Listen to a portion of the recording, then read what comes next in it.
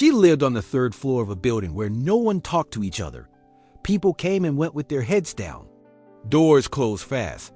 Elevators felt like silent boxes of suspicion. Everyone kept to themselves. But there was one tenant they whispered about.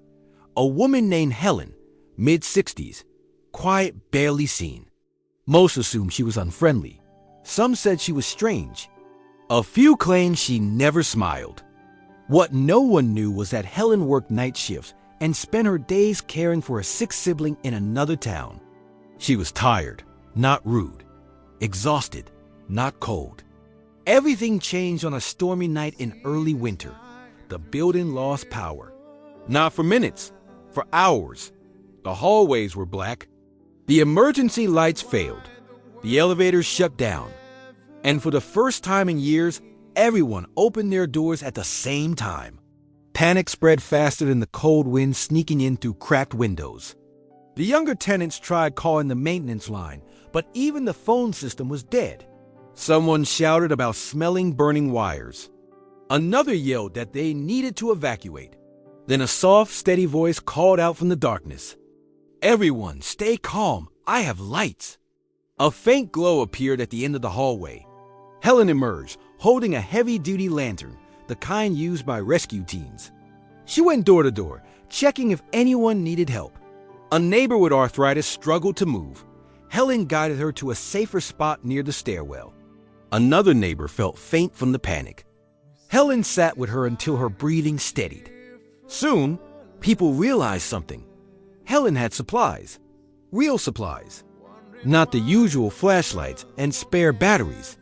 She brought portable heaters, heat packs, first aid materials, extra blankets, and food she had packed for days like these.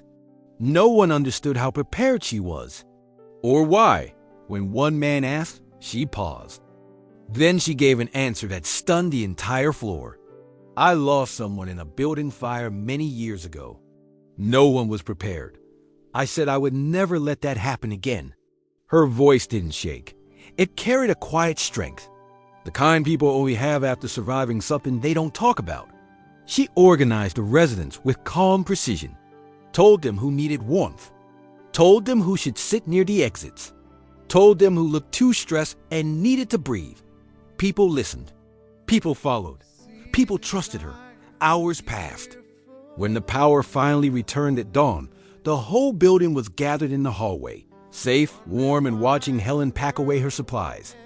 Someone said softly, "We didn't know you were like this." Helen gave a tired smile. "You weren't supposed to. Kindness isn't something you announce. It's something you do." From that day forward, everything changed inside that building.